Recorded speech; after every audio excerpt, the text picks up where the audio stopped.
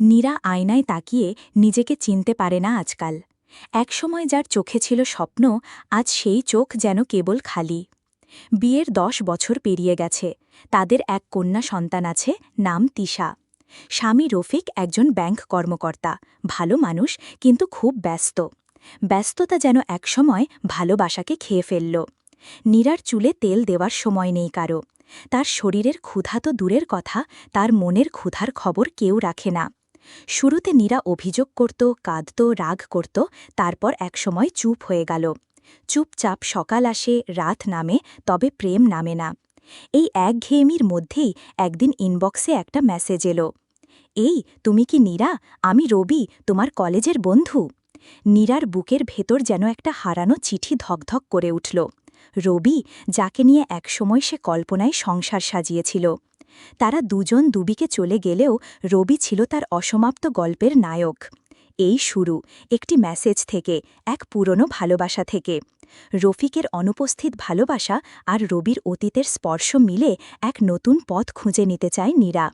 রবির মেসেজের পর দিনভর অস্থির লাগল নীরার। সে উত্তর দিতে চেয়েও দেয়নি তখনই।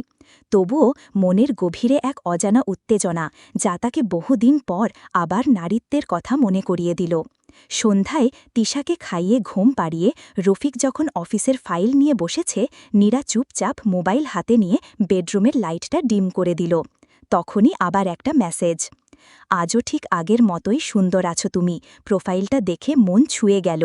নীরা জানে এই প্রশংসা তার দরকার ছিল। তার রুক্ষ চুল, কালি পড়া চোখ, শুকনো ঠোঁট, এসব ছাপিয়ে কেউ তাকে সুন্দর বলেছে বহু বছর পর। সে লিখল, তুমি তো হঠাৎ করে উধাও হয়ে গেলে, জানো কেমন কষ্ট পেয়েছিলাম। রবি লিখল, তোমাকে ভুলতে পারিনি কোনোদিন, শুধু সাহস হয়নি আবার ফিরে আসার। এই কথাগুলো নীরার মনে এমনভাবে আঘাত করল, যেন বরফ গলার শব্দ শোনাল, দীর্ঘদিনের জমে থাকা নিঃসঙ্গতার বরফ। রাতটা কেটেছে মেসেজে। দুজন দুই প্রান্তে বসে যেন একসাথে কফি খেয়েছে, পুরনো গল্প করেছে, আবার নতুন স্বপ্ন দেখেছে। পরদিন সকালে নীরার মুখে এক রাশ আলোর ছাপ। আয়নার সামনে দাঁড়িয়ে চুলে তেল দিল নিজে। মুখে হালকা একটা লিপস্টিক লাগিয়ে ভাবল, এভাবে আর কতদিন। রফিক তখনও ব্যস্ত। সে আজও টের পেল না নীরা নিজের মধ্যে ফিরে যাচ্ছে, তবে সেই ফেরাটা তার জন্য নয়। রবি নীরাকে বলল, চলো দেখা করি, পুরনো বন্ধুদের মতো। কিছু বলার নেই যদি, তবুও চোখে চোখ রাখি একবার। নীরা দ্বিধায় পড়ে যায়। সে কি দেখা করতে পারে? তার এখন একটি সংসার, একটি মেয়ে, একটি দায়িত্ব। তবুও তার মনে হল সে নিজেকেই একবার দেখবে সেই আয়নায়, যেটা রবি তুলে ধরবে তার সামনে। অবশেষে এক দুপুরে তিশাকে স্কুলে দিয়ে রফিক অফিসে যাবার পর নীরা বের হল, সাদা একটা শাড়ি পরে, হালকা কাজের ব্লাউজ, কানে ছোট দুল। সে যেন আবার কলেজ পড়ুয়া সেই নীরা হয়ে গেছে। ক্যাফেটেরিয়ার সামনে দাঁড়িয়ে রবি তাকিয়ে থাকে কিছুক্ষণ। তুমি একটুও বদলে যাওনি, রবি বলল। নীরা হেসে বলে, তুমি কিন্তু অনেক বেশি নরম হয়ে গেছো, আগে এত চুপচাপ ছিলে না। চায়ের কাপের ধোঁয়ার মতো ধীরে ধীরে গলে যায় সময়। দুজনের মাঝে যে দূরত্ব ছিল সেটা কমে আসে প্রতিটি কথোপকথনে। রবি তার হাত ছুঁয়ে বলে, তুমি এখনও আমার সেই অসমাপ্ত গল্প, যেটা কোনো দিন লিখে শেষ করতে পারিনি। নীরার গলা শুকিয়ে আসে, তার চোখে জল জমে, সে চুপ করে থাকে। পরের দিন থেকে নীরার মধ্যে এক দ্বন্দ্ব শুরু হয়। সে জানে সে যা করছে তা সমাজ মানবে না, কিন্তু তার হৃদয়ে সে তো শুধু ভালোবাসা চায়, যত্ন চায়, অস্তিত্ব চায়। রফিক অফিস থেকে এসে বলে, আজ একটু পেন কিলার দাও তো, মাথাটা ভীষণ ধরেছে। নীরা ওষুধ দেয়, কিন্তু চোখে তার কোনো তাপ নেই। একদিন রাতে রফিক বলল, তুমি অনেক চুপচাপ হয়ে গেছো নীরা, সব ঠিক আছে তো? নীরা একটু চমকে উঠল, তবে মুখে হাসি এনে বলল, সব ঠিক আছে, শুধু একটু ক্লান্ত লাগছে। কিন্তু তার ক্লান্তি শুধু শরীরের নয়, এটা এক দীর্ঘদিনের উপেক্ষা, অবহেলা আর একাকিত্বের ক্লান্তি। রাতের বিছানায় শুয়ে সে রবির সঙ্গে চ্যাট করে আবার। রবি বলে, তোমাকে একটু ছুঁয়ে দেখতে মন চায়, কেবল একবার, কিছু বলবো না, শুধু অনুভব করব। নীরার ভিতরে যেন আগুন জ্বলে ওঠে, তবে সেটা লজ্জার আগুন নয়, সেটা ছিল আকাঙ্ক্ষার আগুন। তাদের দেখা আবার হলো। এইবার কোনো ক্যাফে নয়, রবি একটি ছোট্ট রিসর্টে নিয়ে গেল নীরাকে। শহরের কোলাহল থেকে অনেক দূরে নিরিবিলি এক জায়গা। নীরা কখনো ভাবেনি সে এভাবে কারোর সঙ্গে আসবে, তবুও তার মধ্যে এক শান্ত কৌতূহল, এক বিস্ময় কাজ করছিল। রবি দরজা খুলে দিলে সে ধীরে ধীরে ঘরে ঢুকে পড়ল। একটা টেবিলে দুটো কফি রাখা, জানালার পাশে পর্দা নরম বাতাসে উড়ছে। রবি কাছে এলো, চোখে চোখ রাখল। নীরার হৃৎপিণ্ডের শব্দ যেন বাইরেও শোনা যাচ্ছে। রবি হাতটা বাড়িয়ে দেয়। তুমি চাইলে এখনও ফিরে যেতে পারো। নীরা কিছু না বলে হাতটা ধরল।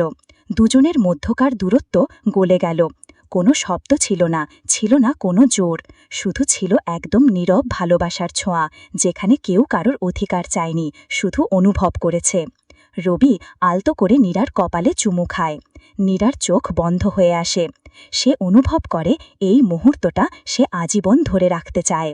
ফেরার সময় রবি বলল, তোমাকে কোনোদিন বাধা দেব না, শুধু মাঝে মাঝে একটু করে ভালোবাসি বলার সুযোগ দিও।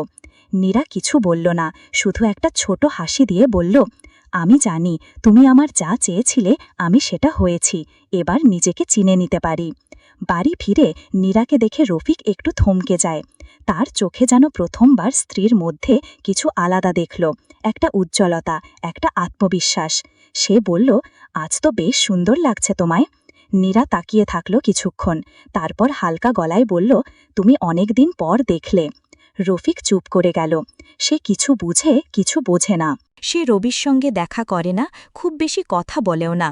তবে মাঝে মাঝে এক দুটি বার্তা আসে, আজ তোমার কণ্ঠটা খুব মিস করছি, চুল খোলা রেখেছ তো। এই ছোট ছোট ভালোবাসা তাকে মনে করিয়ে দেয় সে এখনও জীবিত। সে এখনও অনুভব করতে পারে সে এখনও নারী, কেবল মা বা স্ত্রী নয়। টিশার স্কুলে প্রেজেন্টেশন ছিল। নীরা খুব সুন্দর করে শাড়ি পরে যায়। টিশার শিক্ষক বলে, তোমার মা তো সিনেমার নায়িকা মনে হচ্ছে। নীরা হেসে বলে, নায়িকা তো হতে পারিনি, কিন্তু নিজেকে ফিরে পেয়েছি। এক সন্ধ্যায় রবি মেসেজ পাঠায়, তুমি জানো আমি এখন দূরে চলে যাচ্ছি, চাকরির জন্য বিদেশে যেতে হচ্ছে। নীরার মনে হালকা একটা কষ্ট হয়, তবুও সে জানে এই সম্পর্ক কোনো গন্তব্যের নয়। এটা ছিল একটা দরজা, যেটা দিয়ে সে নিজেকে আবার দেখতে শিখেছে। সে লিখে পাঠায়, তুমি এসেছিলে এক শূন্য সময়ে, আমাকে ভরিয়ে দিয়ে চলে যাচ্ছ। এই ঋণ কোনো দিন শোধ করা যাবে না, তবে ভালোবাসা সবসময় ঋণ হয়ে থাকুক। রবি রিপ্লাই করে, তোমাকে ভালোবেসেছিলাম, এখনও বাসি, কিন্তু এবার তুমি নিজের জন্য বাঁচো নীরা। নীরা আয়নার সামনে দাঁড়ায়, নিজেকে দেখে। চোখে আবার সেই পুরনো স্বপ্ন ফিরে এসেছে। পেছনে থেকে রফিক ডাকে, নীরা আজ তাড়াতাড়ি ডিনার করো, আমি তিশার হোমওয়ার্কটা দেখে নিচ্ছি। নীরা হাসে। সে জানে জীবন একই থাকবে, তবে এবার সে বদলে